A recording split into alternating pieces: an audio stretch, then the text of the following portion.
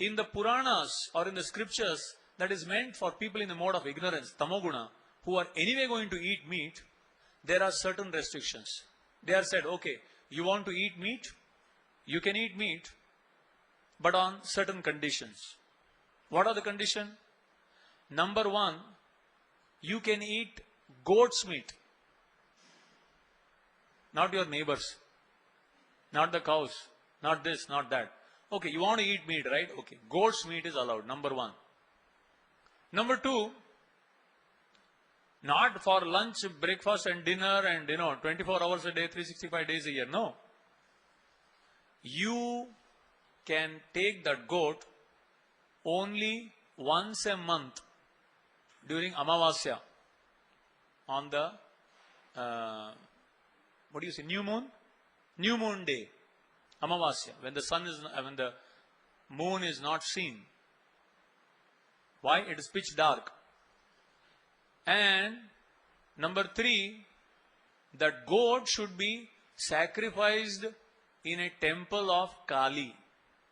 Generally, this Kali temple is situated outside the village, somewhere near in the forest. So in a Kali temple, in the middle of the night, when there is no moon in the sky, in the dark night, you have to go and take the goat and offer bali or sacrifice. Then only you can eat. And not only that, you have to cut the throat of the goat yourself. Not that somebody cuts it and hangs it and you simply purchase 2 kilos and just eat it. If you want to eat it, you have to take the goat in the middle of the night on a new moon day, that means only once a month, go to the temple of Kali and offer it as a bali. You have to cut the throat yourself. And not only that, there is one more restriction. While cutting the throat of the goat, you have to look the goat in the eye to eye. You have to look at the eyes and then cut. Not that, because you have to see how much suffering you are causing, how much fear, how much pain, how much misery you are causing to the goat just because you cannot control your tongue. And finally, there is one more restriction and one more injunction. While cutting the throat of the goat, you have to say a particular mantra. You have to chant a mantra in the ear of the goat. And the English translation of that Sanskrit mantra is, my dear goat, I am cutting your throat. In your next life, you cut mine. That's what it is. It's called mamsaha. In Sanskrit, meat is called mamsaha. Mam means me and saha means you. That means you take my place and I take your place next life. Mamsaha. So therefore, even an intoxicated fellow, after some time will start thinking, how many times I have to take birth? And how many times I will be slaughtered, butchered? So he will say, instead of eating goat, let me fry some paneer, which looks like, and try to enjoy without getting entangled too much. So the idea is, concession is given to those who just cannot stop themselves. But concession given does not mean a free license to engage. If you can do without it, best. But if you have to do it anyway, do it under restriction. So therefore the scriptures are very nicely arranged in such a way that slowly it will elevate you. And because you are following the scriptures, you will be protected and the sinful reaction will not be too much, which is otherwise. If you just cut the throat anywhere and eat and that's sinful. But when you do it, this is considered relatively pious because you are following the scriptures. And the scriptures are designed in such a beautiful way that slowly it will advance you to the next level of the mode of passion, to goodness, to ultimately self-realization. So therefore, one should absolutely avoid impious activities or prohibited activities, and one should force oneself, or one should try to only perform recommended activities of the scriptures, which is good karma or pious activities. Such a person is supposed to be a dharmic person. That means very pious person. Yeah. These laws of karma, which we were mentioning, they do not apply to animals. They apply only to human beings. Just like, suppose you are crossing a traffic light. If there is red signal and you cross it, they will fine you. But if a dog crosses, they will not catch and say 500 rupees. Because he can't understand. He has no discriminating power. He simply acts on instincts. The animal acts on instincts. But a human being has reasoning power. He doesn't act on instinct. He acts on instincts plus reason also. If a lion is not hungry, even if the goat is standing in front, it will walk off. It won't eat unless he is hungry. But a man, if there are 5 goats, 1 he will eat and 4 he will carry home. He's too intelligent. So, the laws of karma applies only to human beings and not to the animals. Because animals don't have the discriminatory power. Therefore, human form is compared to a junction. It's like a train junction, where either you can go front, go back, remain where you are, go sideways. At a junction, you can take turns. So, while traveling in the lower species, you simply go up.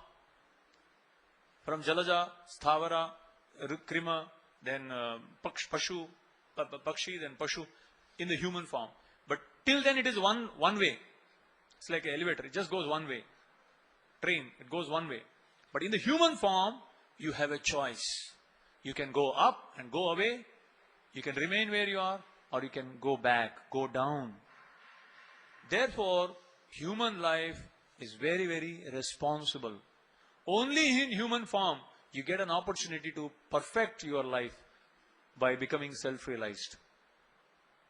The animals can't become self-realized. If you have a Gita course, animals will not come and sit. Only humans will understand.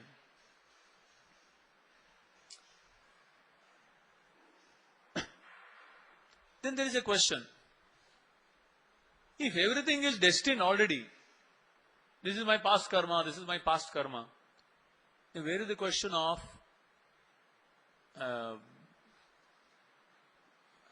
karma? What is activity? Suppose I kill someone, what to do? This is my past karma, I have to do. No.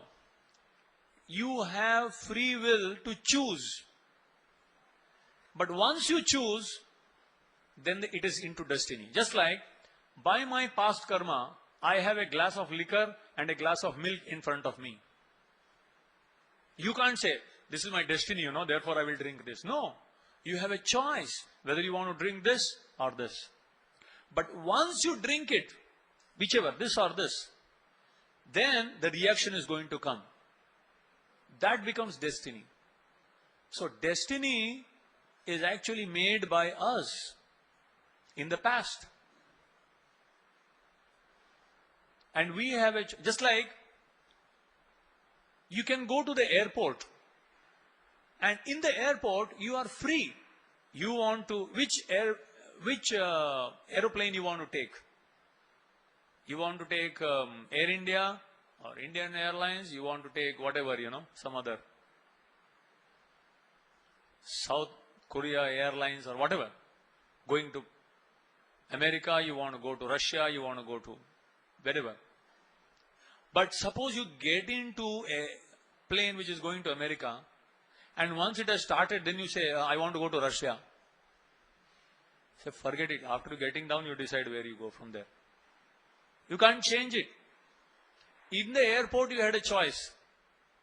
Having got into the plane, you have made a decision, you have to, that becomes your destiny. And once reaching there, then you can decide your destiny, whether you want to stay in Russia or when you want to come back. So yes, it's a fact that destiny is there, But you have a choice what to do with it. In the plane you have a destiny. You want to stand up or walk or sleep. That choice is there. But you can't turn the plane and go back just because of you. So this is the understanding of destiny and karma. Next. Yeah. There are two kinds of karma. Instant karma and delayed karma. Instant reaction means you do something and you get an instant reaction. And delayed means, sometimes people ask, again coming back to our original question. I remember once I went to a hospital to distribute prasad and do some counseling work. And a man asked me, he had some disease, AIDS. He said, in my life I have never done anything wrong. Why am I suffering? And I see so many people committing so many nonsensical activities and they are enjoying good health. Therefore I tell you, God is dead. Or even if he is alive, I think he has retired from his job. He was so much of bitterness. Then I tried to explain to him, no, don't try to understand. In this life you may not have done anything. What about your past? You are seeing only this lifetime. But what about the past? I gave him an example. In the village, sometimes they store in silos. Silos means huge pans where they store grains. Some 5 ton, 10 ton capacity. And underneath they have a hole which they plug through some piece of wood. And they store it, and whatever the daily requirement they take from the bottom. Now suppose in a silo which is 10 ton capacity, first year the farmer got first class grain. And half of the silo he has stored with first class grain. In the next year, he got a third class grain and is pouring it from the top. But when he opens from bottom, what comes out is first class grain. And suppose a child is watching. This man is pouring third class grain from top, and when he pulls out from bottom, first class grain comes out. And he will think, maybe this is a magic silo. You put third class grain and first class grain comes out. No, that's not true. What he had put before is coming out now. And what is being put now, very sure that is going to come out later. Because we see life only from the time of birth to the point of death, we say, बचपन से मैंने कुछ गलती काम किया ही नहीं. Since my memory, I have got my memory, I have never done anything wrong. Why God is making me suffer? And this fellow, nonsense, is doing all kinds of nonsense and is enjoying. God has lost his file or what? Why he is not doing something to him? Or maybe, my file is transferred in his name, or why am I suffering? People think like that. So similarly, I told him, you are seeing only your life from the womb to the tomb, my dear friend. But what about behind? What about before? Then I gave this example. There was once a murderer. This man murdered 35 people. And he was caught. And he was given 320 years imprisonment. It's a big joke. Even if you give 1,000 years imprisonment, ultimately he's going to lifelong imprisonment. And there is another fellow, poor fellow, he just, had a fight with someone and hit something and he died. Murder, lifelong imprisonment. One fellow killed voluntarily 35 people, planned it brutally, and he is suffering lifelong. Another fellow in a fight slapped in the wrong place and suddenly that fellow died. He is also suffering lifelong imprisonment. That means there is some wrong in terms of judgment. But as the Bible says, the mills of God grind slowly but exceedingly fine. You may have cheated the government. You can't cheat the government of God. For every murder, you will be born again and brutally, ruthlessly, mercilessly murdered. And then you will say, "Arey, kuch nahi kiya maine. In this life, I never even hurt an ant." That's all right, my dear friend. What about your previous quota? Therefore, not seeing the life as a continuity of the soul passing through various bodies and seeing only a short span, people think that God is to blame, or God is dead, or God is retired, or God is foolish, or God is no sense of judgment, God has gone crazy. All kinds of funny ideas. But one who understands, he understands. This is perfectly all right. You are seeing me as a sadhu. Such a nice gentleman, speaking nice Bhagavad Gita. And I am in this temple, say, for past 5 years. But 10 years ago, I murdered someone in Bangalore, then came here, settled down as a sadhu. And while giving lecture, suddenly police people come and catch hold of me. Arey, acha sadhu ko kyun pakad ke le jate? That's all right. But 8 years ago when I murdered, the sentence is dangling on my head. And suddenly now, the reaction has come. And people say, Arey, acha khasa aadmi, isko kyun pakad ke le jate? He's a nice fellow, he's an innocent fellow. I've never seen him talking like this. So this is the thing. We are seeing only a small phase of the continuity of existence of the soul since time immemorial in this material world. And therefore, when we try to judge everything, balance everything on this small piece of lifespan of say 100 years or less, then we start wondering why bad things happen to good people, why good things happen to bad people. So there is an instant karma, there are some action to which there is an instant reaction. You go in the street, for no reason slap a fellow, karma, instantly you get a reaction also. That is called instant reaction. Instant coffee, instant coffee, immediately you get. But then, suppose you go to Chowpatty and have a nice Velpuri, Saturday evening. You go home, Sunday morning 8 o'clock, some rumbling sound is there in your belly. Very funny feeling, some butterflies in the stomach. Then you start wondering, nothing, this morning I didn't do anything. But then you say, oh, last night, 7:30 p.m. That means it took for the reaction 8 hours. Similarly, there are some diseases which have an incubation period of 7 years, 10 years. Why I got this disease? Doctor साहब कुछ नहीं किया पिछले 3 साल से कुछ नहीं सब ठीक ठाक है थिंक आज 10 साल पहले थोड़ा लग गया था सर पे that is where the tumor is. So there are some things which are the seed was sown but the fruits bear later. There is mustard seed which bears fruit in 3 months. You put the fruit and you immediately 3 months you reap the result. But if you put a coconut tree, 20 years later you get the fruit.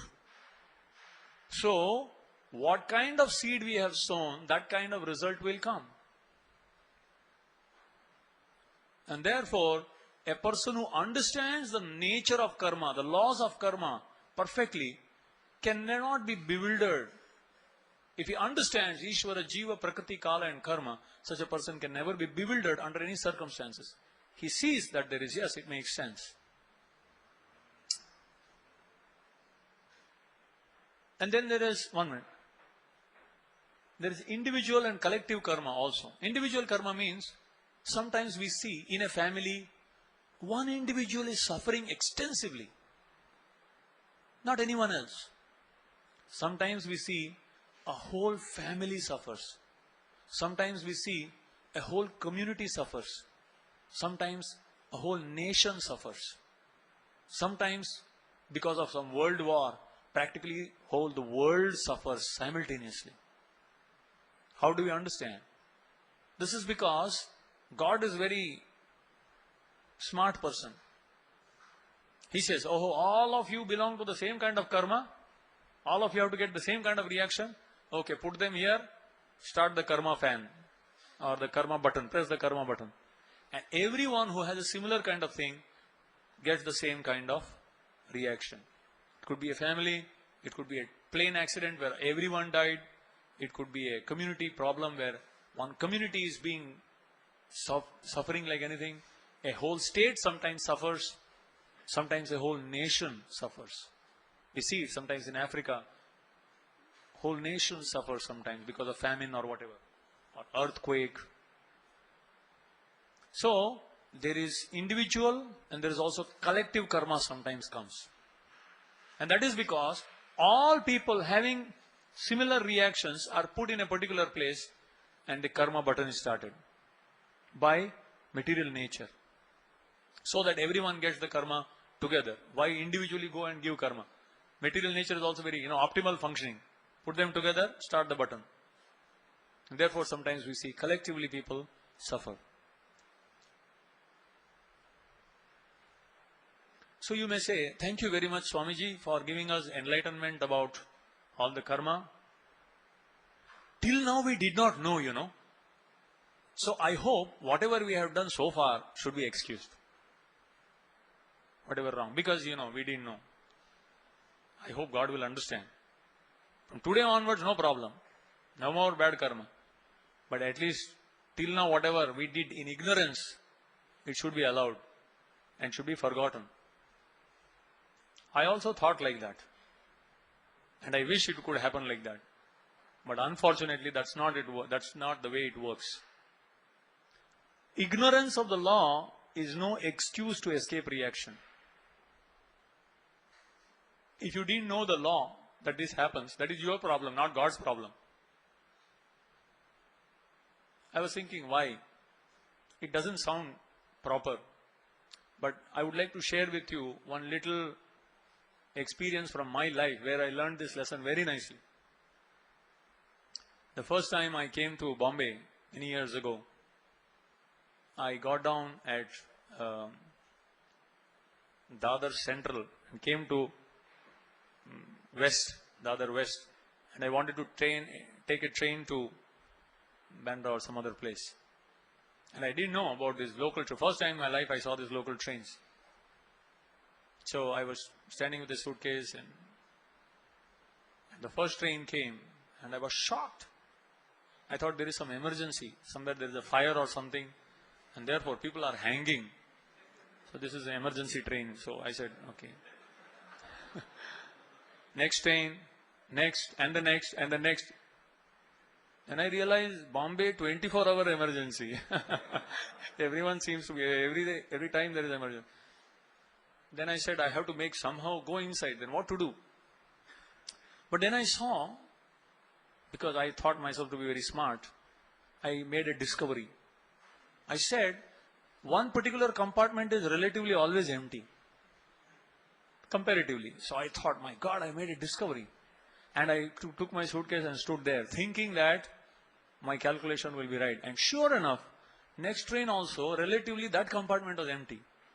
So I smartly took up my bag and went inside. And unfortunately or fortunately, the ticket collector tapped me on my bag and said, "Sir, ticket." And I very graciously pulled out and I said, "I never traveled ticketless, I mean, good citizen of India." And I gave him my ticket and he said, 50 or I don't remember, some big fine he charged me. I said, "Why? I bought a ticket." I said, "That's all right, but you pay me this fine." And he said, "Because this is a first class compartment." I told him, I gave him my I-card, I said, "This is the first time I have come to Bombay. So you should realize, He said, "Don't you see this seats, they have cushion, etc." I said, "Now I have got inside, now I have seen." How am I to know? I didn't get into the other one to see. Then he pushed my neck out a little, out of the window, out of the door. And he showed me, "Do you see these stripes?" I said, "Now I see." I said, "This indicates that this is a first class compartment." And I said, "Now I realize, now I will be stripe conscious and I'll never get in." He said, "This is to make sure that you don't do." And he charged the fine. And finally when I was getting down, he said, "Do you think you are too smart? All the Mumbaiites are fools. You thought you discovered a nice way of traveling? And all these Mumbaiites are fools that they are hanging and the other train and compartment is empty. So this is your over smartness, so that you will overcome." Similarly, there is a law. of nature.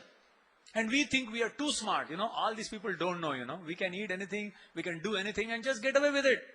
These people don't realize they are fools. And material nature in the form of ticket collector, or ticket collector in the form of material nature, pulls our ears and says, pay the fine now, in the form of reactions. And then we learn, oh, this is the rule. And he actually told me, it is your problem. When you came to Bombay, you should have realized what are the rules of Bombay. You should realize, if you don't learn it good way, you will learn the hard way. Ignorance of the law is no excuse to escape reaction. In fact, these laws are designed so that we learn our lessons as quickly as possible. So therefore, for animals, the laws don't apply because they don't know how to read Bhagavad Gita or any other scriptures. But human beings, it is our duty to actually understand the scriptures and live by them. Otherwise, we are responsible, not the Lord. We can't blame Him. Ignorance of the law is no excuse to escape reaction.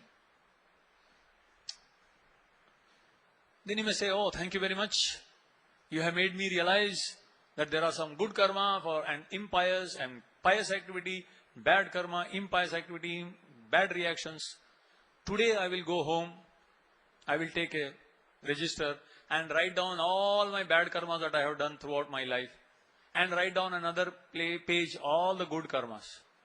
And then I will take a pen and 3 good karma, 3 bad karma. Cancel. And balance my account. And account closed.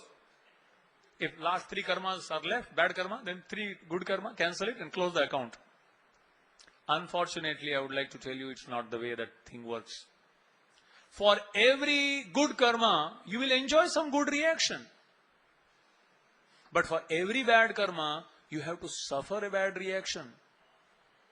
For a good karma, you may be born in a very aristocratic, rich family.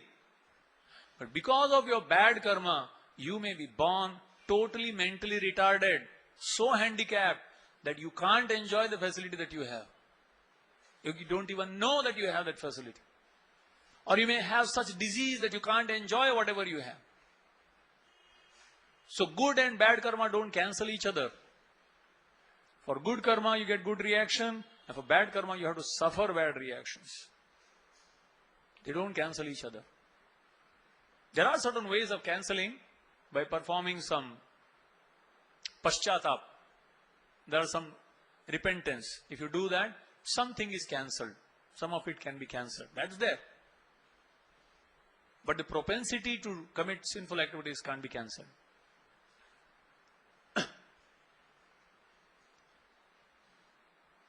Actually, an intelligent man realizes good karma or bad karma, both are binding. Both should be given up. Why? Why should we give up good karma? Because for good karma, you have to come back to enjoy good reaction. And for your bad karma, you have to come back again to suffer bad reaction. But coming back, for enjoying good karma, if you come back, even in a very rich aristocratic family, and you have a beautiful bodily features, you have intelligence, you have money, everything you have, but old age, disease, death is bound to come, even if you are a rich man or a poor man or beautiful or not ugly, or ugly. So good or bad karma, ultimately both are binding. Because to enjoy or to suffer the reactions of both of these activities, you have to come to this world. And born in this world means old age, disease, death and all kinds of miseries. Then you say, then what am I supposed to do? No good karma, no bad karma, and you can't sit doing without any karma. Because even if you sit, you are doing breathing, that is karma, and so many germs may go inside and they die, bad karma. If you drink water, so many germs may die, bad karma. If you walk, some germs may die, bad karma. Damned if you do, damned if you don't, finish. What will you do? Therefore, the scriptures recommend, don't do good karma, don't do bad karma. And what do? Do akarma. Akarma. I say, what is this? Akarma. Akarma means that activity for which there is no reaction. He says, what is this? Just now we heard for every action there is exactly equal and opposite reaction. But now we are saying that there is activity for which there is no reaction. Yes, there are activities for which there is no reaction. How? I will give you an example. Suppose, God forbid, India declares war with some neighboring country. Then what will Indian government do? Call all the young people, come on, enroll yourself in the army. And after enrolling them, of the young people in the army, they give them guns, they give them bullets, they give them some uniform, and they give them instructions. Go to the border, these are your enemies, shoot them down. And you obediently go there. 100 people you kill. Then you come back, you get a medal, Paramveer Chakra award. And they give you 1 month leave. Go home and enjoy because you did so much for the country. And then you go home and one day you fight with your neighbor and you get the same gun out. Shoot that fellow down. Then the same government is going to call you, court-martial you, and probably hang you. And you may say, what nonsense is this? On one hand, I shoot 100 people and you give me a gold medal. And another instance, I shoot only one fellow. And you are giving me the news. You are giving me death sentence. So the government will say, we gave you the uniform, we gave you the gun, we gave you the bullet, and we gave you the instructions to shoot. Therefore, whatever you did on our order, we take the responsibility. We take the responsibility. And you don't have to suffer any reaction. In fact, for following our orders, we give you a medal. And all your past bad record is forgotten. You become a national hero. Even if he was a thief before. But now because he has fought for the country, all his bad records are clean. He gets a Paramveer Chakra award. His, name comes in the newspapers. And all his activities which he has done, even though it is bad, killing people, it is forgiven. Government takes the responsibility. But when you went home and you shot your neighbor, you misused the facility that we gave you for your selfish reasons. And therefore, you are responsible for it and you have to suffer. Similarly, in the government of God, the soul has been given a body, soul has been given intelligence, mind and the senses to act. And God has also given the instructions in the form of the scriptures. When we act through manasa, vacha, karmana, through our thoughts, words and deeds, when it is according to the scriptures, we act according to the instructions of God, even though there are some good activities or bad activities, God takes the responsibility. He says, you are acting on my behalf, therefore we take the responsibility. You are totally free. In fact, for following my instructions properly, I will relieve you from all previous bad reactions. Millions of lifetimes of suffering, what was there, that also is removed because you obeyed my instruction. Whereas, when we use the facility given by God to the soul in the form of body, mind, words, etc., for our own whimsically, without or disregarding the scriptures, when we use all this facility given by God for our own reasons, then we have to suffer the good or the bad reactions. God is not responsible. Therefore, one should perform only akarma. Akarma means activities according to the scriptures which are offered to the Lord. Good, you accept. Bad, you accept. I am detached. I am simply performing for your benefit, for your satisfaction and your happiness. If it is good, you get the credit. If it is bad, you take the blame. I am simply obeying your order. This is called yoga. And when a person acts in yoga, such a person, there is no good reaction to enjoy, there is no bad reaction to suffer. His account is cleared. And because of surrendering to God, all the previous lifetimes of quota of suffering, whatever good or bad he had, everything is burned to ashes. All his records are burned to ashes, because now he has become a hero by surrendering to the instructions of the Lord. And therefore, for such a person, there is nothing to enjoy or suffer in future, and nothing of the past. And what remains is a clean slate. And there is no reason for such a person to either enjoy or suffer in this world, and such a person is liberated, free. Therefore, when a person only performs akarma, such a person is fit for liberation. We find in the Bhagavad Gita, in the beginning of Bhagavad Gita, Duryodhana is sitting on a chariot, shooting arrows, killing people. Arjuna is sitting on a chariot, shooting arrows, killing people. Both are doing exactly the same thing. But Duryodhana is shooting arrows and killing people for his own selfish interest, for enjoying a kingdom, for enjoying power, prestige, influence, wealth. Arjuna in the first chapter says, I don't want to fight because I see only hopelessness. Even if I kill them, I can't be happy. And if I am defeated, I will not be happy. I don't want to fight.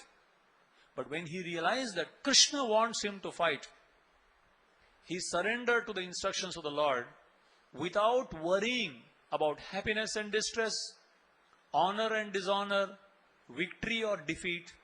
He fought not for victory. He fought not for enjoyment. He fought not for happiness or distress. He fought only for the pleasure and satisfaction and happiness of Krishna.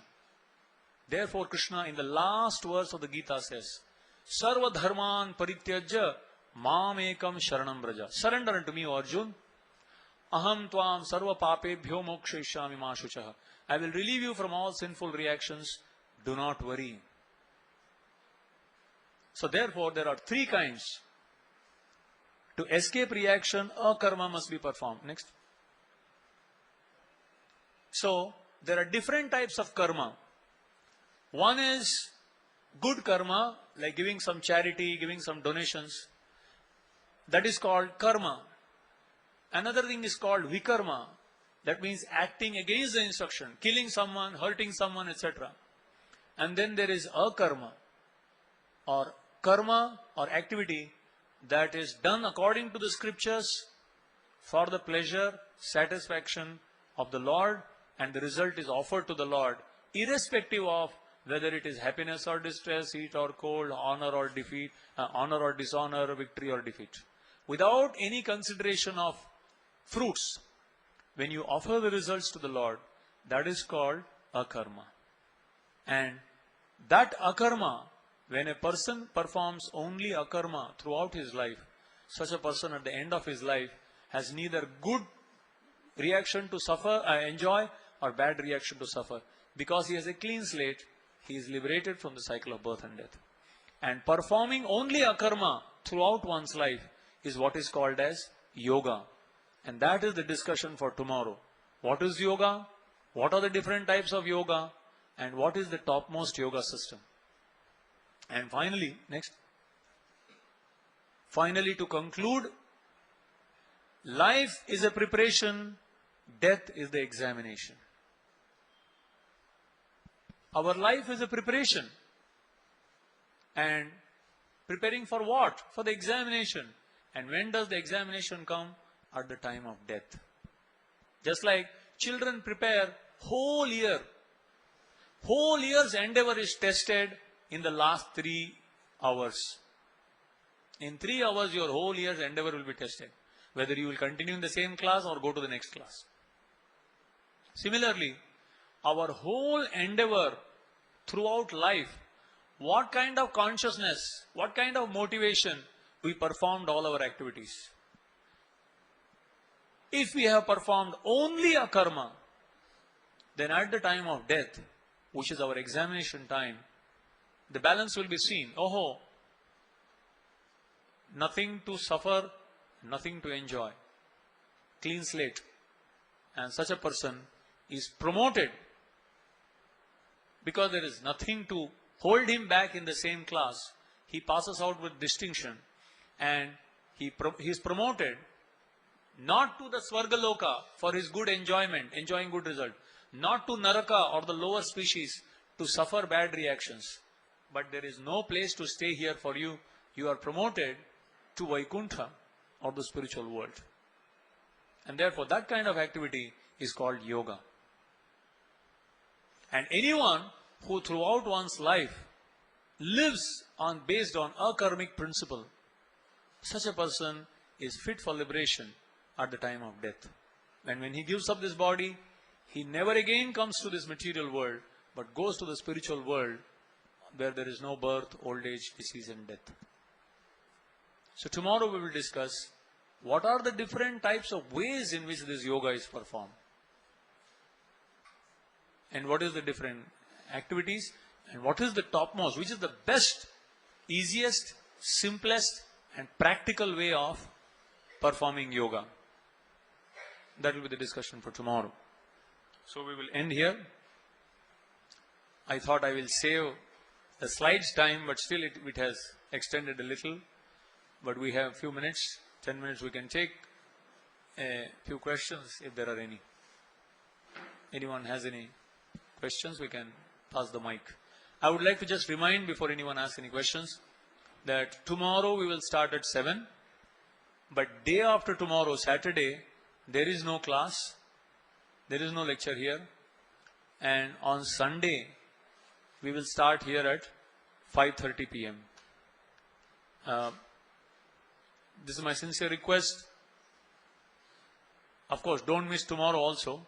But at any cost, don't miss the Sunday's class. Because that is the most important. That doesn't mean tomorrow's is less important. Actually, every word that is being spoken here is very important. So, tomorrow we will have at 7 and on Sunday we will start at 5:30. Any questions? Yes? Hare Krishna, Prabhu, my question is there life after death? And if there is, what sort of life is there? Were you there yesterday? I was there. You were there, right? We discussed about what is the soul, what is life after death. Yesterday's, in fact, the whole class was that. And how the soul is eternal and it changes bodies. One of the characteristics of the soul is it is indestructible and it is eternal and it changes bodies. So every soul, there is life after death. And what kind of, that is very relevant. Somebody had asked the question also, which we had postponed it for today. It is described in the Bhagavad Gita, Urdhvam Gacchanti Sattvastha. People who act in the mode of goodness, they go to the higher realms of existence. From human beings, they may go to the higher realms of existence, where there is tremendous facility for enjoyment. That is the Bhoga Yoni, Deva Yoni. Then, Madhye Tishthanti Rajasa. Those in the mode of passion remain on the same platform, on this earthly planets. Jaghanya Guna Vrittistha Adho Gacchanti Tamasa. Those who always remain in the mode of ignorance are sent into the lower species of life. So, our destiny or our destination is determined by which mode we are and what kind of activities we do in that mode. Any other? 1 minute, we'll pass the mic. The reason is, I was told that they are recording, so many people will benefit by hearing your question. Not only here, but in future. Common people generally, I feel that they are neither of Rajaguna or Tamaguna or Sattvic Guna. They are the combination of little qualities. Is it so? You are 100% right. No one is purely in the mode of goodness, passion, and ignorance. We are predominantly in one mode, but the other modes invariably influence. In fact, a person in the mode of goodness is called a Brahmana. A person in the mode of passion is called Kshatriya. A person in the mixed mode of passion and ignorance is called Vaishya, and a person in the mode of ignorance is called Shudra.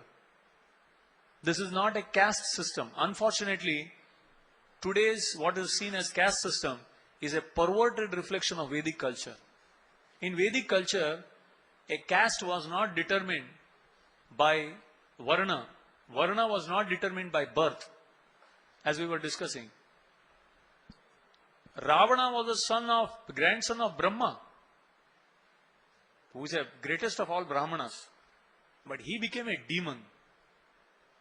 Whereas, son of Hiranyakashipu, he was a big demon, mode of passion. His son was transcendental, Prahlad. So though he was born in a demoniac family, he is considered the best of all Brahmanas. So, it is a fact that within us, all the modes are there. Generally, in the earlier times, those who were in the Brahminical culture, they lived so purely that naturally their offsprings were also trained like that. So, to be relatively remain in the mode of goodness. They would not eat meat, they would not do these things. Their activities were very simple, pious, etc. And they learned to be satisfied in whatever situation. So, but today there is so much of mix of all the modes. Therefore, it is very difficult to determine who is who. Yet, just like for example, I may be in the mode of goodness and I go to bed. In the early morning, the mode of passion, in the ignorance is deeply rooted. So I get up. I know I want to get up. But the mode of ignorance is saying, go to bed. You are too tired. And the passion is saying, get up. If you go early, you can get extra money. And the mode of goodness is saying, forget all that. Just chant the holy name. So there is always a fight between the three modes. Within us, there is always a fight. In any given circumstance, the mode of goodness says, you should just don't get involved into all this. Just be good. The mode of passion says, wonderful opportunity. Grab it. Enjoy it. Don't see who is seeing. Just enjoy it. Finders keepers. And the mode of ignorance says, forget all this, just go to sleep. So, with intelligence, with superior intelligence, one should be determined to act in a particular mode. So that's why I said, by controlling, by regulating, by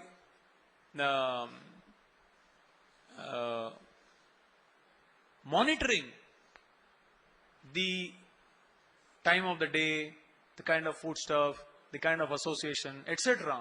By understanding what is what, which is in the mode of what, one can slowly elevate oneself. But if you simply let go, let my mind, let my senses decide, the nature of the world is everything goes from top to bottom. If you allow yourself loose, you will naturally sink down to the lowest mode of ignorance. To go up means struggle. Many a times, lust, anger, greed, envy, pride, which is all born of the mode of passion.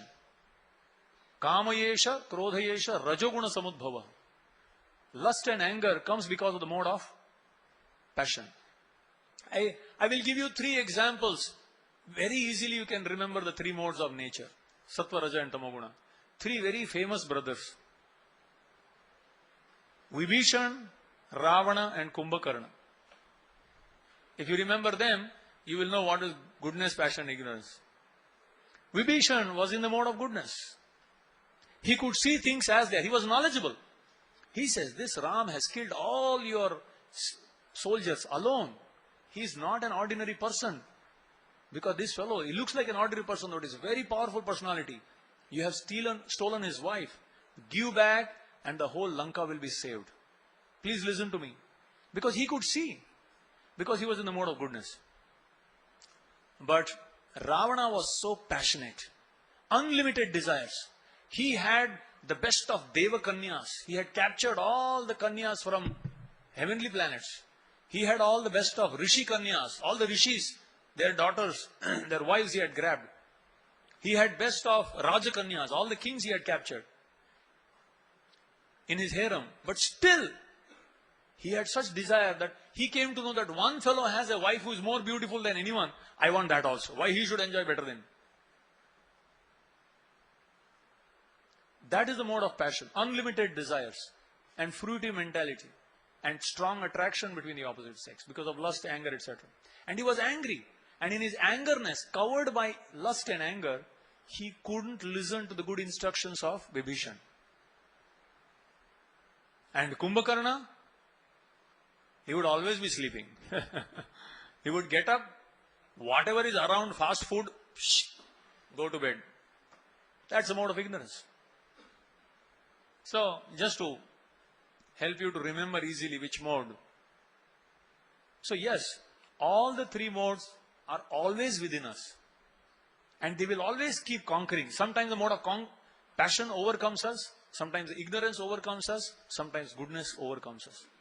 But by good association, by cultivating transcendental knowledge, and by strong determination, one can slowly overcome the lower modes and be always situated in the mode of goodness, which is like a springboard.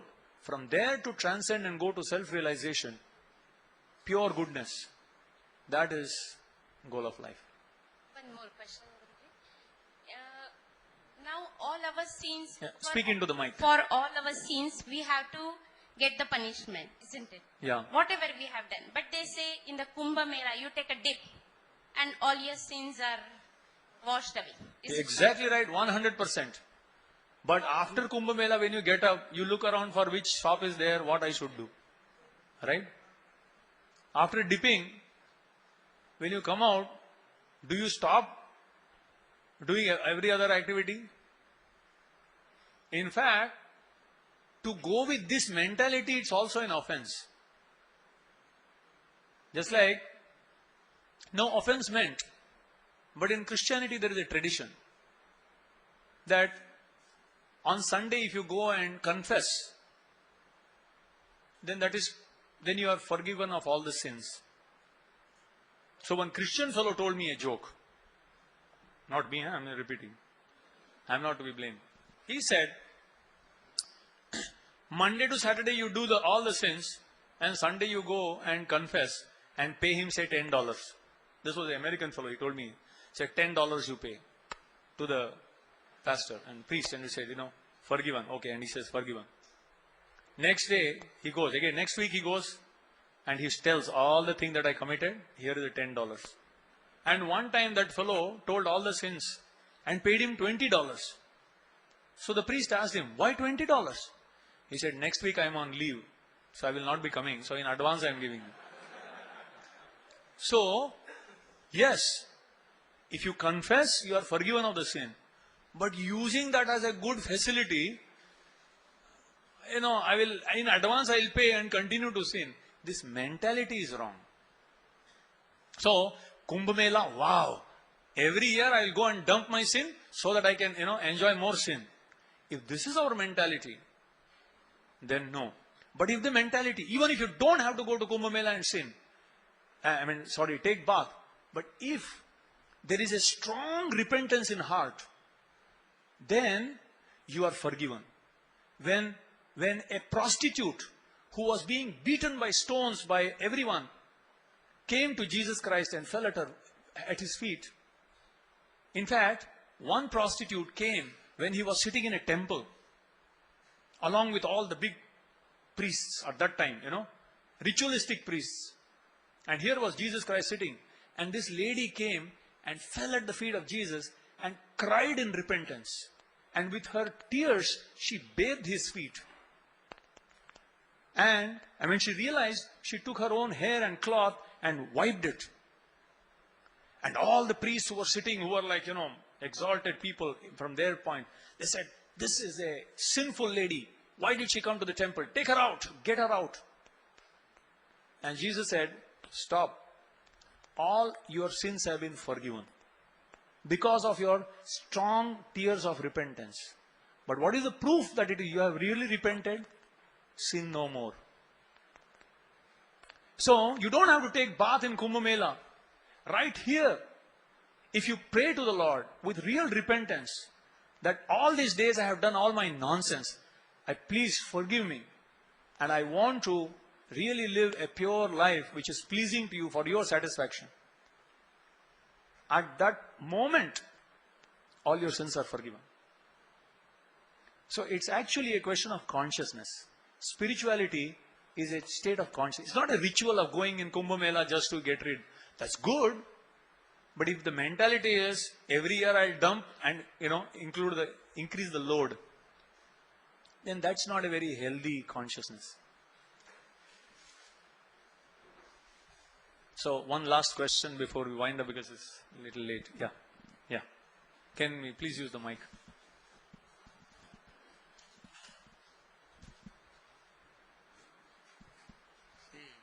Demigods like Mahadeva or Brahma Deva has got Use the mic closer, yeah. has got death and birth. Uh-huh. Means they are having the soul like human beings. Yeah. They are like a soul. Yeah. All the devatas, 33 crore devatas, are all living beings, up till Brahma. Only thing is, they are specially empowered by the Lord. The only exception to all of this is Lord Shiva. Shiva is not an ordinary Jiva. Lord Brahma is a post. Even any one of us can become Brahma. Any one of us can become Indra. Any one of us can become Surya, Chandra, whatever. If we develop some qualifications. If you perform 100 Ashwamedh Yajna, you are fit to become Indra. But one Ashwamedh Yajna means you have to conquer the whole world first. It's not an easy thing. You can. But Lord Shiva is not a post. He's a special. No one can become Shiva's position. He's actually in one sense Vishnu in a different form. In the mood of a Devata. So Lord Shiva is very special. But anyone else below that, Brahma and all others, they are all Devatas, they are posts.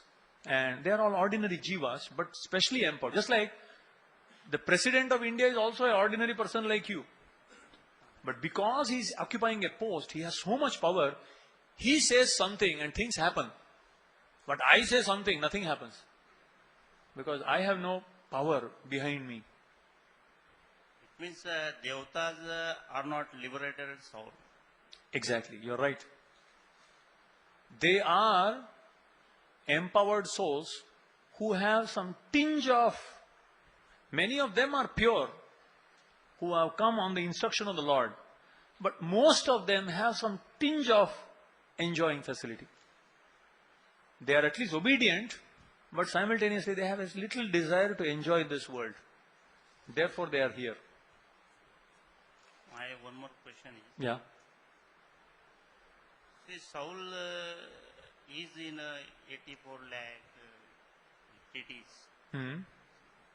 God is the cause of all the causes.